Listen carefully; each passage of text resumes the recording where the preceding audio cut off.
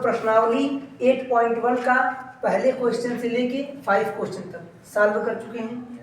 आज के क्लास में हम लोग प्रश्नावली 8.1 का 6वां क्वेश्चन सॉल्व करेंगे। क्वेश्चन में कहा है यदि कोण ए और कोण बी न्यून कोण हो, मतलब कि जो एंगल ए है और एंगल बी ये न्यून कोण है, ये न्यून कोण है। आप सभी को पता है कि न्यून कोण क्या होता है। ऐसा कोण जो 90 अंश से कम और 0 अंश से अधिक होता है उसे न्यून कोण कहते हैं। चलिए ध्यान से सब लोग देखेंगे। क्वेश्चन में कहा एंगल ए और एंगल बी न्यून कोण हो जहां cos ए बराबर cos बी है, तो दिखाइए कि एंगल ए बराबर होगा एंगल बी के।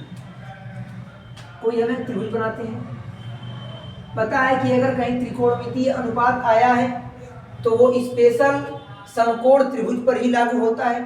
तो हम लोग एक समकोण त्रिभुज बना लेते हैं। ये आपका एक समकोण त्रिभुज है।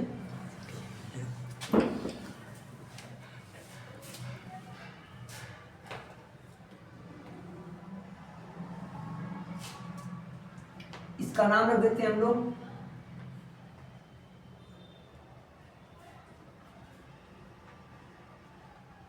ABC। अब इसमें कहा है कि cos A बराबर है cos B के। ये एंगल C जो है आपका ये 90 डिग्री का है।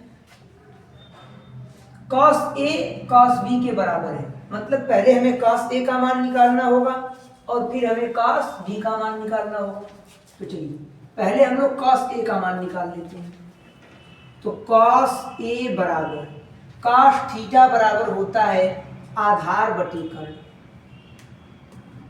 अब cos A, अगर cos A की तुलना आप cos थीटा से करेंगे, किससे? cos थीटा से, तो थीटा के प्लेस पे कौन आएगा? A, मतलब कि यहां पर A को थीटा मानना पड़ेगा।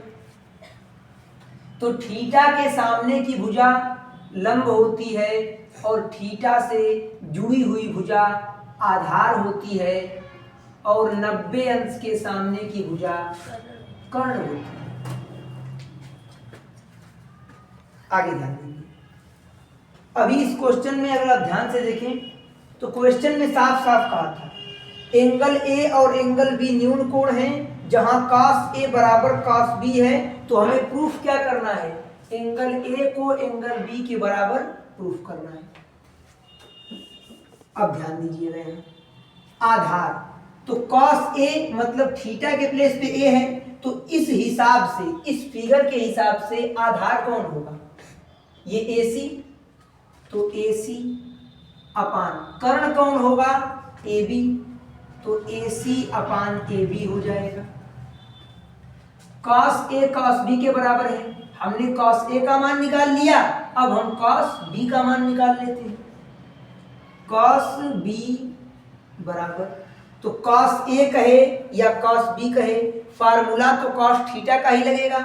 cos थीटा बराबर होता है आधार बटे कर्ण।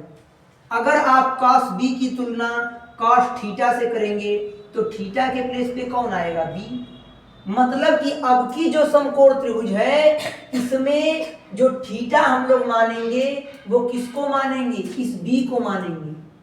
और जैसे ही आप इस B को थीटा मानेंगे तो ये आपका लंब हो जाएगा और ये आपका, क्योंकि थीटा के सामने की भुजा लंब होती है। जब थीटा आपने यहां माना तो लंब ये था।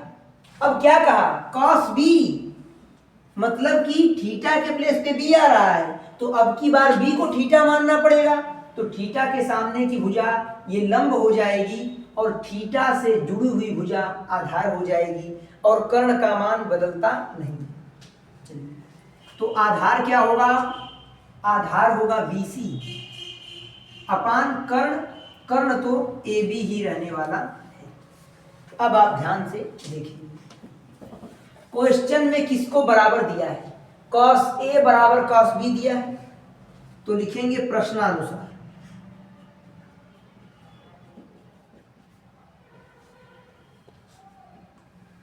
कॉस ए बराबर कॉस बी, ये बातें आपको दी हुई है। कॉस ए का मान क्या निकाले हैं आप, ए सी अपान ए बी बराबर कॉस बी का मान आपने क्या निकाला, B C upon A B. अब आपको पता है कि अगर बराबर का चिन्ह होता है तो बराबर में दाएं बाएं चीजें कटती हैं, ए बी से ए बी कट जाएगा, तो ए सी किसके बराबर हो जाएगा, बी सी के बराबर। मतलब ये जो ए सी है ये वाली भुजा बराबर हो जाएगी इस बी सी के बराबर, राइट। अब आपको मैंने एक बात बताया है कि बराबर कोणों की सम्मुख भुजाएं बराबर होती हैं, ये गुण है त्रिभुज का। अगर किसी त्रिभुज में, ये त्रिभुज है ए बी सी, कोई भी त्रिभुज है, अगर उसमें कोई दो भुजाएं बराबर हैं तो उनके सम्मुख कोण बराबर होते हैं। अगर ए बी बराबर है ए सी की तो ए बी के सामने का एंगल सी है तो कोण सी बराबर, ए सी के सामने का कोण बी है, कोण बी के क्या हो जाएगा, बराबर हो जाएगा। सिंपल सी आपको एक बात पता होनी चाहिए कि अगर दो भुजाएं आपस में बराबर हैं तो उनके सम्मुख कोण भी बराबर होते हैं।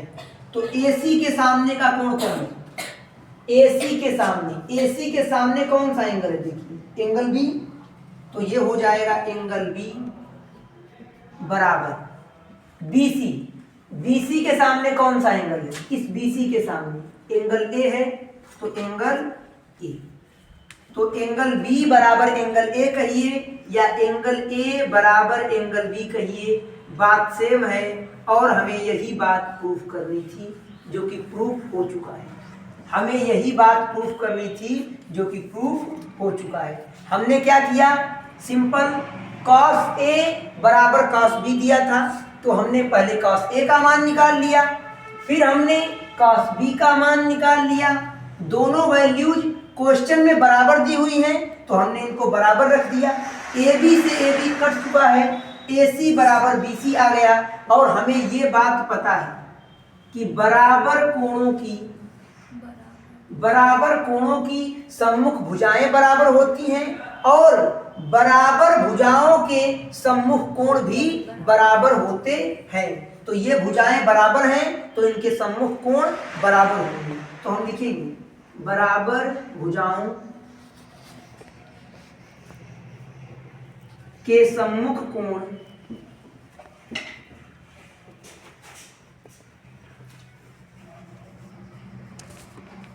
बराबर होते हैं।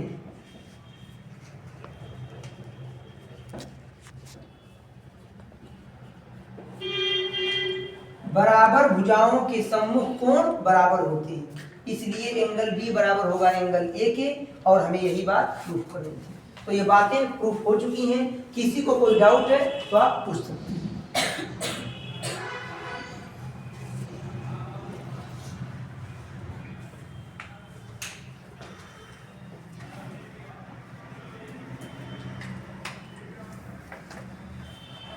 साल हो चुका है, ये 7वां क्वेश्चन कुछ भारी भरकम सा दिया हुआ है, बड़ा क्वेश्चन है, लेकिन क्वेश्चन से डरने की कोई आवश्यकता नहीं है। बस सिंपल जो कॉन्सेप्ट त्रिकोणमिति में मैंने आपको बेसिक बताया है, अगर आप उन्हीं कॉन्सेप्ट को अप्लाई करते हैं तो क्वेश्चन बहुत ही आसानी से सॉल्व हो जाएगा। पहले यहाँ से हम लोग सॉल्व करना शुरू करते हैं। क्वेश्चन में दिया हुआ है cot थीटा बराबर 7/8। हमें पता है कि cot थीटा बराबर होता है आधार बटे लंब। तो आधार और लंब का जो अनुपात दिया है ये 7/8 दिया हुआ है, और जहां अनुपातिक राशियां होती हैं वहां पर हम x मान लेते हैं। इसे 7x मान लेंगे, इसे 8x मान लेंगे। तो यहां से आधार का मान कितना है 7x, और लंब का मान आया है 8x। a मतलब आधार, l मतलब लंब। अगर आपको कंफ्यूजन हो रहा है तो आप हर जगह पे कई चीज लिख दीजिए। आप एकदम शुद्ध हिंदी में लिख लीजिए, ये कॉट थीटा बराबर होता है आधार बटे लंब, आधार बटे लंब। तो आधार बटे लंब कहिए या आधार संबंधे लंब कहिए, आधार और लंब का अनुपात। तो पहला वाला पहले वाले का मान, आधार का मान 7x और दूसरा वाला दूसरे वाले का मान। ये अनुपात का नियम है, जो पहले होता है वो पहले वाली अनुपातिक राशि का मान होता है और जो बाद में होता है वो बाद वाली अनुपातिक राशि का मान होता है।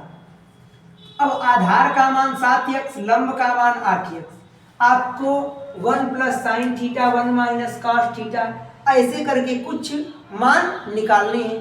तो अगर आपको लंब और आधार के साथ कर्ण का मान पता चल जाएगा तभी आप क्वेश्चन में इसे आप सॉल्व कर पाएंगे, क्योंकि जैसे ही आप साइन थीटा का मान रखेंगे तो साइन थीटा बराबर होता है लंब बटे कर्ण, वहां कर्ण के मान की आवश्यकता पड़ेगी, इसीलिए हम लोग पहले कर्ण का मान निकाल लेते हैं।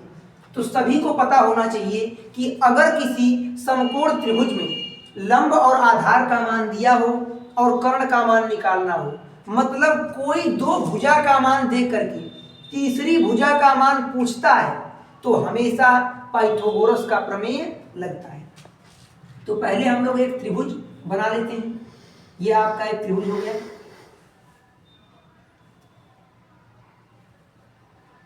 इस त्रिभुज का नाम रख देते हैं PQR। ये 90 अंश का कोण, हम लोग इसे थीटा मान लेते हैं। थीटा के सामने की भुजा लंब होती है, तो लंब का मान 8x, थीटा से जुड़ी हुई भुजा आधार होती है, आधार का मान 7x। तो लिखेंगे त्रिभुज PQR में।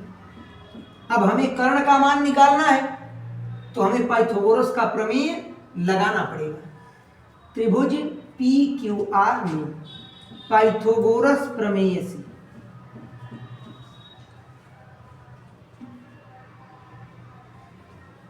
पाइथागोरस प्रमेय से पाइथागोरस का प्रमेय क्या है? कर्ण का स्क्वायर बराबर लंब का स्क्वायर प्लस आधार का स्क्वायर। कर्ण का मान आपका ज्ञात करना है, लंब का मान 8x, तो ये 8x का स्क्वायर हो जाएगा प्लस आधार का मान 7x, ये 7x का स्क्वायर हो जाएगा। तो कर्ण का स्क्वायर बराबर 8 का स्क्वायर 64 और ये x स्क्वायर। 8x स्क्वायर का मतलब क्या है? एक बार 8 का स्क्वायर, एक बार x का स्क्वायर, प्लस 7 का स्क्वायर 49 और ये x स्क्वायर। तो कर्ण का स्क्वायर बराबर, अब देखिए हमें कर्ण के स्क्वायर का मान नहीं चाहिए, हमें तो कर्ण का मान चाहिए। तो स्क्वायर को हटाना होगा और जब जब स्क्वायर हटता है तो बराबर के दूसरे तरफ करड़ी लग जाती है। तो इसको आप आपस में जोड़ेंगे तो 9 4 13 हो जाएगा और 6 4 10 1 11, 113x स्क्वायर, ये करड़ी में हो जाएगा। कर्ण बराबर करड़ी में 113 x स्क्वायर को हम लिख सकते हैं x गुणे x, जिसका जोड़ा बन जाता है वो करड़ी से बाहर निकल जाता है। तो x का जोड़ा बन गया तो ये करड़ी के बाहर निकल जाएगा, तो कर्ण का मान आएगा करड़ी में 113 और बाहर x। तो कर्ण का मान आ चुका है करड़ी में 113 और बाहर x जो है ये अंडर रूट के बाहर है। अब इतनी बड़ी ये वैल्यू दिख रही है, इसे हम लोग आसानी से निकाल सकते हैं, ध्यान दीजिए। तो यहाँ नीचे जगह नहीं है, मैं इसको बगल में यहाँ सॉल्व कर देता हूँ। तो कर्ण का मान अंडर रूट में 113x आ चुका है। अब हमें निकालना क्या है? 1 + sin थीटा 1 - sin थीटा। तो हम 1 की वैल्यू तो 1 ही होती है, 1 के मान में कोई चेंजिंग नहीं होगा, लेकिन हमें साइन थीटा का मान पता होना चाहिए। तभी तो हम वैल्यू पुट कर पाएंगे। तो पहले हम साइन थीटा का मान निकाल लें। नीचे 1 प्लस कॉस थीटा है, मतलब कॉस थीटा की भी आवश्यकता पड़ रही है। तो हम अगर कॉस थीटा का भी मान निकाल लेते हैं तो साइन थीटा का मान निकाल लें और कॉस थीटा का मान निकाल लें, तो हम जब वैल्यू पुट करेंगे तो मान रखने में आसानी होगी। इसीलिए पहले हम लोग निकालेंगे साइन थीटा का मान, क्योंकि क्वेश्चन में साइन थीटा की आवश्यकता पड़ रही है। साइन थीटा बराबर होता है लंब बटे कर्ण।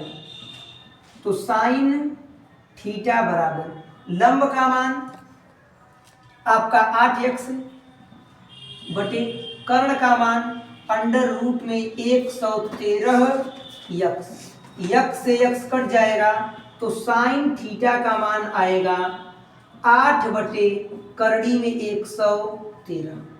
उसके बाद यहाँ पर कॉस थीटा के मान की आवश्यकता पड़ रही है, तो कॉस थीटा बराबर होता है आधार बटे कर्ण, यही होता है।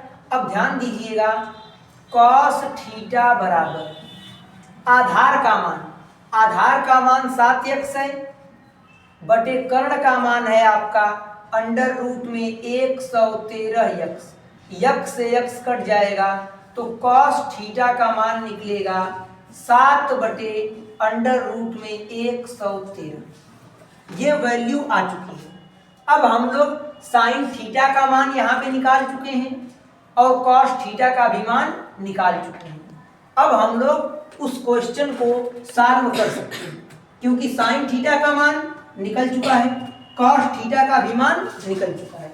तो आइए हम लोग क्वेश्चन को सॉल्व करते हैं। अब यहाँ दो क्वेश्चन दिए हैं, ये पहला क्वेश्चन है और ये दूसरा क्वेश्चन है। तो पहले हम लोग पहले क्वेश्चन को हल करते हैं। क्वेश्चन में क्या कहा, 1 प्लस साइन थीटा, मैं पहले क्वेश्चन एक बार लिख देता हूं फिर हम लोग सॉल्व करेंगे। 1 minus sine theta upon 1 plus cos theta 1 minus cos theta, इसकी वैल्यू हमें ज्ञात करनी है। तो ध्यान दीजिएगा, ये 1 प्लस साइन थीटा, हम जानते थे कि साइन थीटा के मान की आवश्यकता पड़ेगी, इसीलिए हमने साइन थीटा की वैल्यू पहले ही निकाल के रख ली है। साइन थीटा का मान 8 बटे करड़ी में 113, करने की बिल्कुल भी आवश्यकता नहीं है। मैंने क्या बताया, जो जो कॉन्सेप्ट मैंने आपको बताया है उस कॉन्सेप्ट के हिसाब से आप वैल्यू को रखते जाएंगे, आपका मान निकलता जाएगा। सबसे पहले क्वेश्चन में हमने देखा कि कॉट थीटा बराबर दिया है 7/8। हमने क्या किया, कॉट थीटा का मान रख दिया। कॉट थीटा बराबर होता है आधार बटे लंब, आधार और लंब का मान हमको मालूम चल गया, तो पाइथागोरस का प्रमेय लगा करके हमने कर्ण का मान निकाल लिया।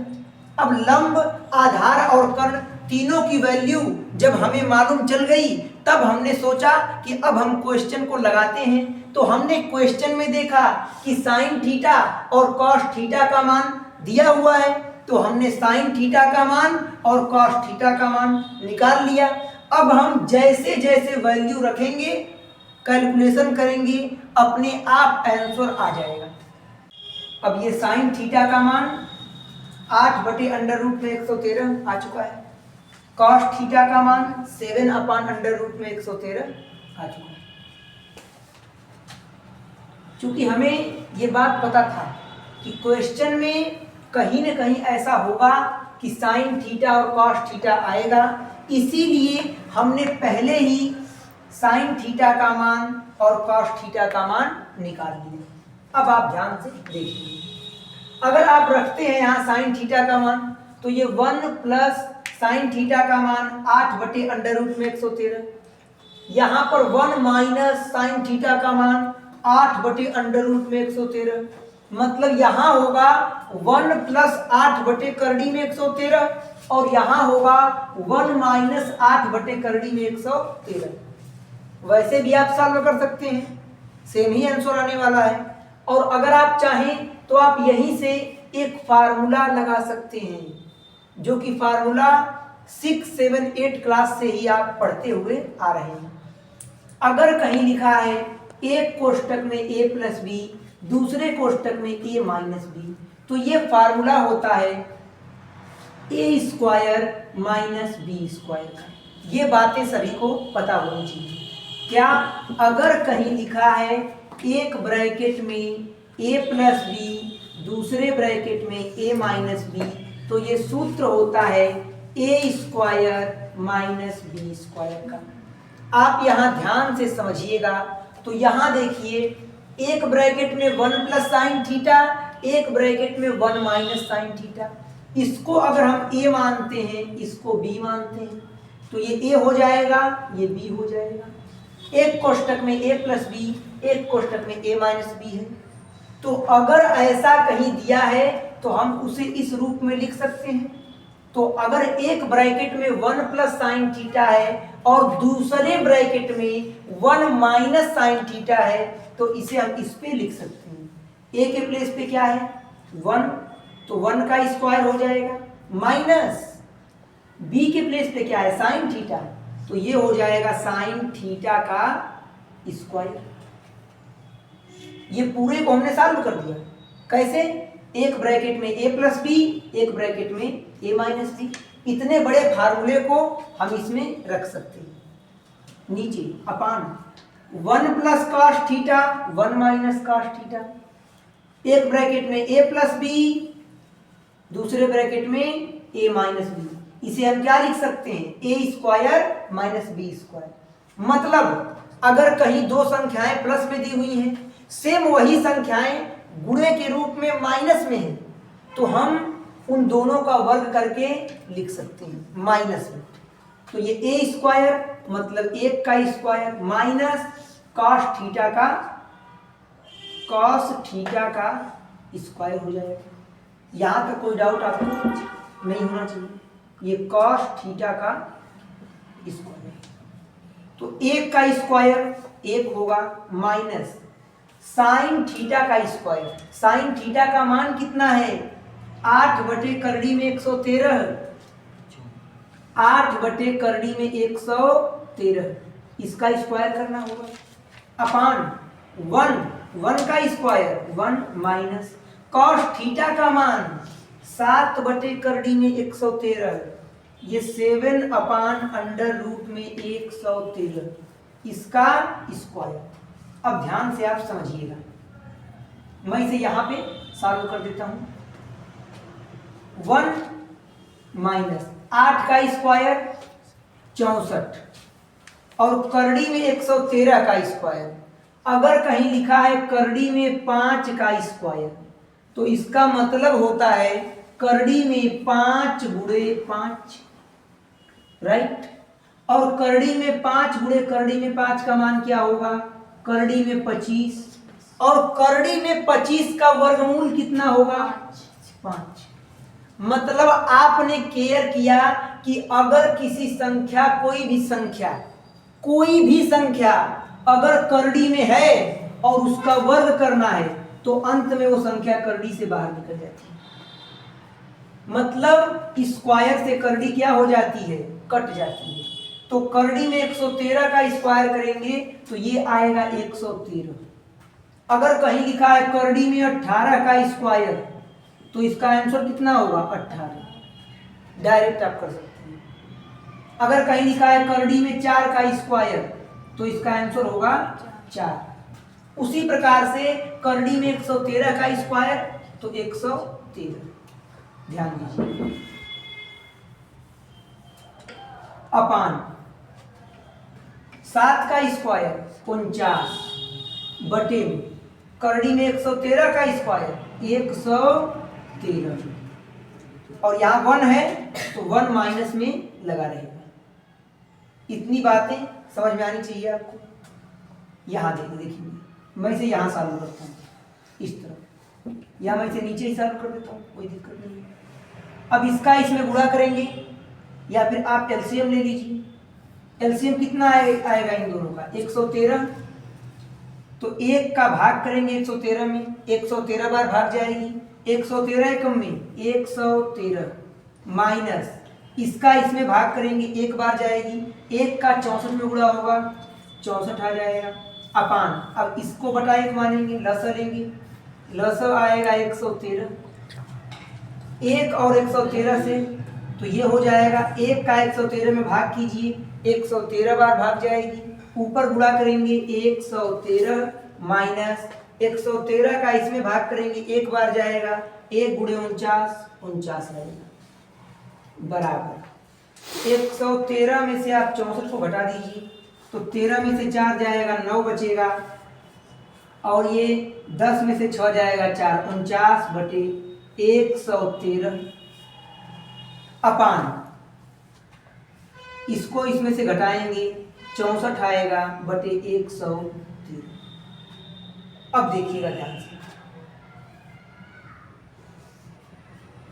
49 बटे 113 है, ये हर से हर के रूप में है तो यहाँ गुणा का चिन्ह लगेगा, जब हम इसको ऊपर लेके जाएंगे तो ये उल्टा हो जाता है, अंश का हर हो जाता है और हर का अंश हो जाता है, तो ये 64 बटे 113 है तो ये उल्टा हो जाएगा तो 113 बटे 64 हो जाएगा। आप जब इसे काटेंगे 113 से 113 कट जाएगा, ये आएगा 49 बटे 64, जो कि आपका आंसर आ चुका है 49 बटे 64, ये आपका आंसर आ चुका है। मैं एक बार इस कैलकुलेशन को फिर से चालू कर देता हूँ, थोड़ा और आसान करके ध्यान से देखिए सर।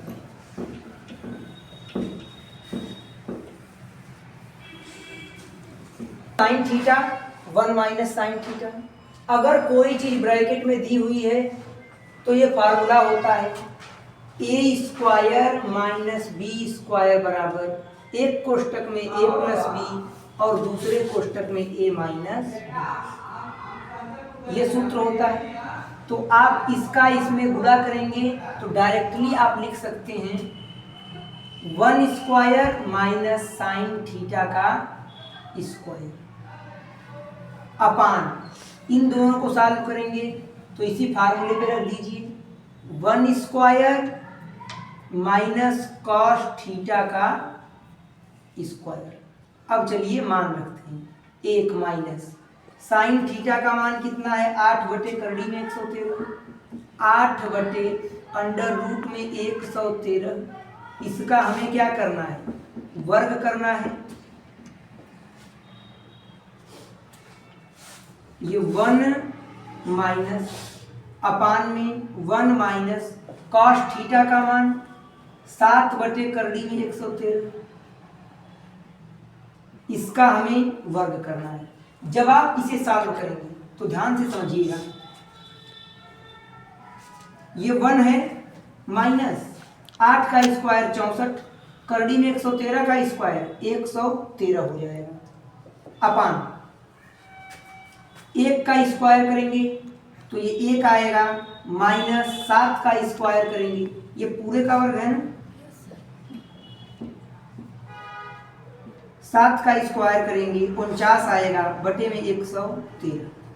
अब इसे आप सॉल्व करेंगे क्या करके एलसीएम लेके, बटा 1 मानिए, इसे मैं यहाँ सॉल्व करता हूँ, इन दोनों का एलसीएम 113 आएगा, इसका इसमें भाग करेंगे 113 बार भाग जाएगी, ऊपर गुणा करेंगे तो 113 एकम में 113 माइनस इसका इसमें भाग करेंगे एक बार भाग जाएगी, ऊपर गुणा करेंगे 64 अपान इसके बटा 1 मानिए, दोनों का एलसीएम लीजिए, एलसीएम आएगा 113, एक का इसमें भाग करेंगे 113 बार भाग जाएगी, ऊपर गुणा करेंगे 113 आएगा माइनस 113 का इसमें भाग करेंगे एक बार भाग जाएगी, एक का 49 में गुणा करेंगे 49 आएगा।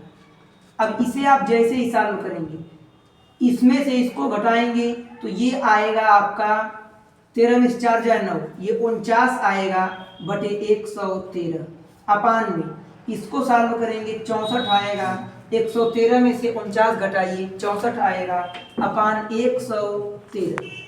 अब देखिए जब भी कभी दो चीजें ऐसे दी हुई होती हैं तो इनको सॉल्व कैसे करते हैं, पहले वाले का गुणा अंतिम वाले में होता है और बीच वाले का गुणा बीच वाले में होता है, इसे कहते हैं बाह्य पदों का गुणनफल बटा मध्य पदों का गुणनफल। मतलब 49 है, 49 में सबसे लास्ट वाला गुणा करेगा, तो लास्ट में कौन है 113 अपान ये 113 है, इसमें कौन गुणा करेगा ये 64, ये कट जाएंगे, फाइनल आपका आंसर आएगा 49/64। ये पहला क्वेश्चन आपका सॉल्व हो चुका है। इसी में एक और क्वेश्चन दिया है, दूसरा क्वेश्चन। दूसरे क्वेश्चन में क्या कहा, ये आसान सा है, कॉट स्क्वायर थीटा का मान निकालिए। किसका मान निकालना है, ये दूसरा क्वेश्चन, कॉट स्क्वायर थीटा का मान। तो कॉट थीटा का मान क्या होता है, आधार बटे लंब, आधार बटे लंब। इसका हमें क्या करना है, वर्ग करना है, मतलब ऐसे इसका स्क्वायर करना है, यही तो करना है। आइए देखते हैं, ये हो जाएगा आधार का मान, यहां से आधार का मान 7x है, तो 7x अपान लंब का मान क्या है 8x, 8x क्या करना है, वर्ग करना है। ध्यान दीजिएगा, x से x कट जाएगा, ये हो जाएगा 7 का स्क्वायर 49/8 का स्क्वायर। तो पहले क्वेश्चन का भी आंसर आएगा आपका 49/64 और दूसरे क्वेश्चन का भी आंसर आएगा 49/64। आप इसे नोट कर लीजिए।